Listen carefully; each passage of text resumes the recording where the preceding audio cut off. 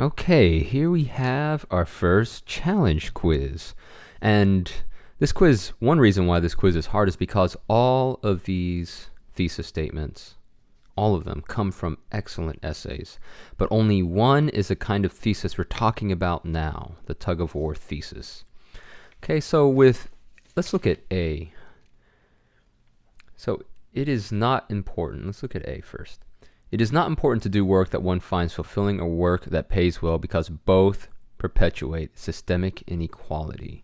Now, if you don't know what systemic inequality means, or if you don't know the word perpetuate, go ahead and look it up. But right now, we're not completely concerned with building a vocabulary list yet. That's going to come in Unit 2. But it's still nice to go ahead and be aware of the kind of words that do tend to appear on the SAT because they're college-bound words, right? Let's look at B. Work that pays well is necessarily work that promotes fulfillment because, as W.E.B. Du Bois points out, income is not money, it is satisfaction, it is creation, it is beauty. By the way, side note, it is good to quote parts of the SAT prompt. That shows that you're engaged with the prompt. But you do not want to do what some students I've taken on do, which is to literally rewrite the entire prompt or to quote some massive part of it. Just quote some strategic, just cherry pick the prompt for the best thing to quote. All right, the prompt.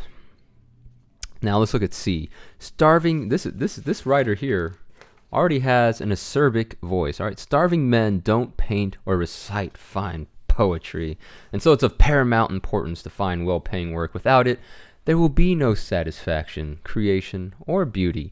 You'll notice here that the writer, he paraphrased the prompt. That means not an exact quote, but you've taken words from it and you've made it clear where those words are coming from. D. I will always prefer work that is fulfilling. Slaving away at things I hate will not only make me unhappy, but will make others unhappy, whether they be my future employers or the family that will have to put up with me. All right, in the next unit of this course, we'll talk more about the appropriate use of, oh, look at that, I in essays and in thesis statements. But for now, let's just say that it's okay to use I. Wow, that might come as a shocker. It's okay. This might go against years of training you've already had, but it is okay to use I. In fact, in a lot of the even academic dissertations that are being handed in for PhDs today, right now, people are using I all over the place. Same in academic journals, scholarly journals, and so on. People are using I.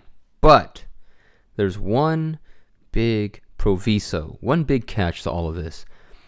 You don't want to focus your essay unnecessarily on your subjective experiences when you're writing an academic argument.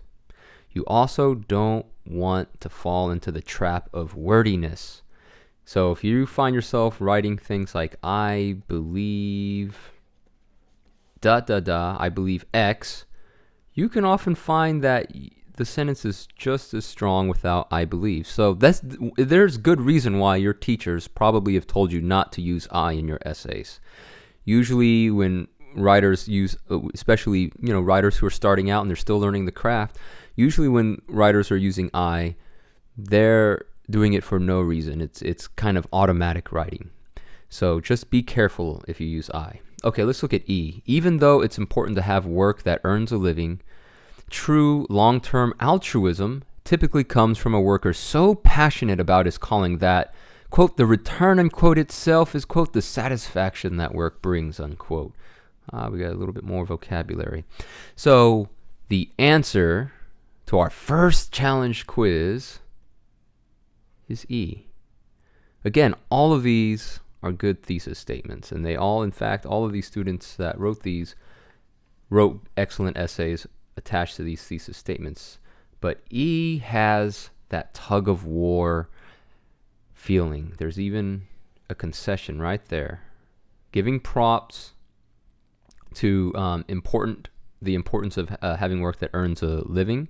is one part of the tug of war, and the rest is about, long-term altruism comes from a worker so passionate about his calling that the return itself is satisfaction that work brings. And the writer, by syntax and by content alone, is saying that this part of the intellectual argument has bigger guns and is going to win the tug of war match.